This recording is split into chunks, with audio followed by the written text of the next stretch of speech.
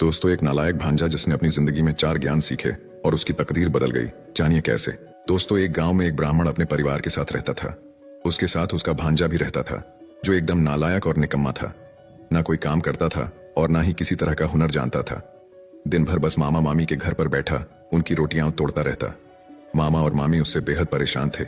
वे उसे बार बार कहते, अरे कुछ तो काम धंधा करो, पर वह हर बार टाल जाता, क्योंकि उसे कोई काम आता ही नहीं था और सच कहें तो उसे काम करने में दिलचस्पी भी नहीं थी। मामा मामी ने सोचा कि शायद शादी के बाद उसको उसकी जिम्मेदारी का एहसास हो जाए और वह खुद कुछ काम धंधा करने लगे। यही सोचकर उन्होंने उसकी शादी कर दी और दोनों के रहने का भी अलग इंतजाम कर दिया। शादी के बाद पत्नी अपने साथ कुछ दहेज लेकर आई थी, जिससे शुरुआत में घर का खर्चा ठीक से चल रहा था। लेकिन जैसे धीरे धीरे बूंद बूंद कर घड़ा भरता है, वैसे ही धीरे धीरे सब खत्म भी हो गया। कुछ ही समय में घर का सारा सामान खत्म हो गया और हाथ तंग होने लगा। पत्नी समझ गई थी कि उसका पति ज्यादा अक्लमंद नहीं है और ऐसे में उसे कहीं काम मिलना भी मुश्किल है। एक दिन उसने उसे समझाते हुए कहा, देखिए, ऐसे तो हमारा गुजारा नहीं होगा। आपको कहीं बाहर जाकर कुछ काम सीखना चाहिए।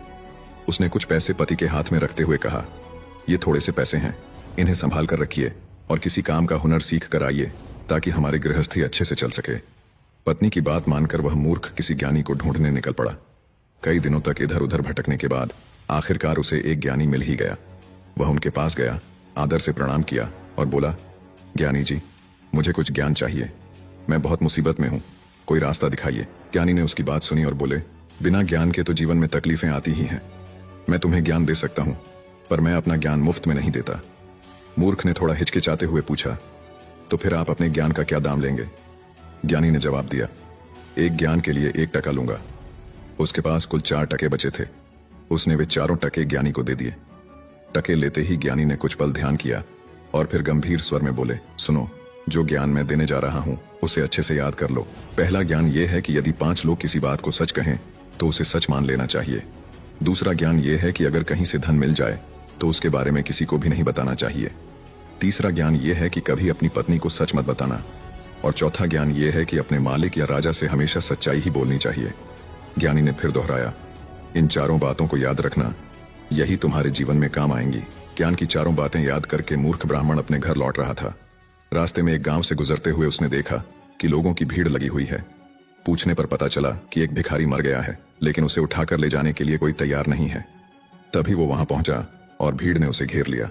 सब कहने लगे, तुम इस लाश को यहां से ले जाकर कहीं फेंक आओ।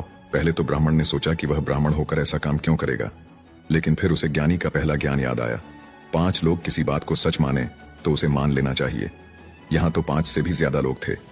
इस पर उसने भिखारी की लाश उठाई और उसे गांव से बाहर एक वीरान जगह पर ले जाकर फेंकने चला गया। जैसे ही वह उसे फेंकने लगा, उसने देखा कि भिखारी के फटे पुराने कपड़ों में से कई सिक्के और रुपए गिर रहे हैं। उसने जल्दी से वे सारे रुपए उठा लिए और अपनी जेब में रखकर चुपचाप घर लौट आया। घर पहुंचने पर उसकी पत्नी ने पूछा, तो तुम ज्ञान सीख कर आ गए? ब्राह्मण ने हाँ में सिर हिला दिया, पर रुपए मिलने की बात उससे छिपा ली। अब उसके पास काफी पैसे हो गए थे, जिससे उसका जीवन सुखी होने लगा। धीरे धीरे उसका रहन सहन बदल गया और उसने एक अच्छा मकान भी बनवा लिया। उसकी बदलती स्थिति देख पड़ोसियों को जलन होने लगी।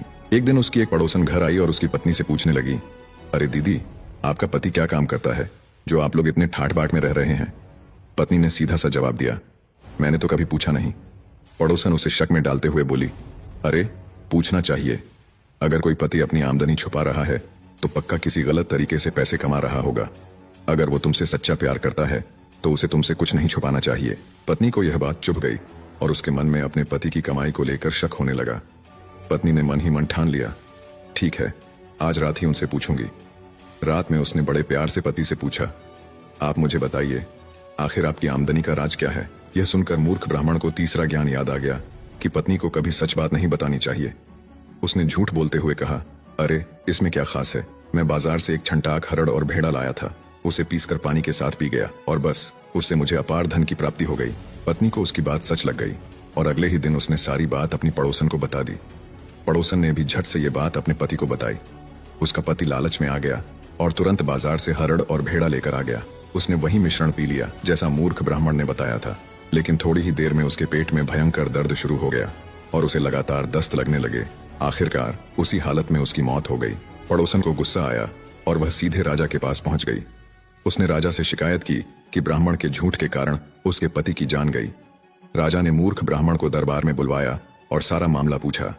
राजा के सामने ब्राह्मण को ज्ञानी का चौथा ज्ञान याद आया कि अपने स्वामी या राजा से हमेशा सच्चाई ही बोलनी चाहिए। उसने राजा को सारा सच बता दिया, कैसे उसने ज्ञानी से 4 टके में 4 ज्ञान खरीदे और पत्नी को झूठ बोला था। राजा उसकी सच्चाई और ईमानदारी से प्रभावित हुआ। उसने कहा, तुम्हारी सच्चाई और बुद्धिमानी से मैं प्रसन्न हूँ। राजा ने उसे ढेर सारा धन देकर सम्मान के साथ विदा किया। दोस्तों, आज की कहानी ने हमें एक गहरे सत्य से अवगत कराया कि कभी कभी जीवन में झूठ भी हमें सही दिशा में ले जा सकता है, लेकिन अंत में सच्चाई ही हमेशा जीतती है। चाहे कितनी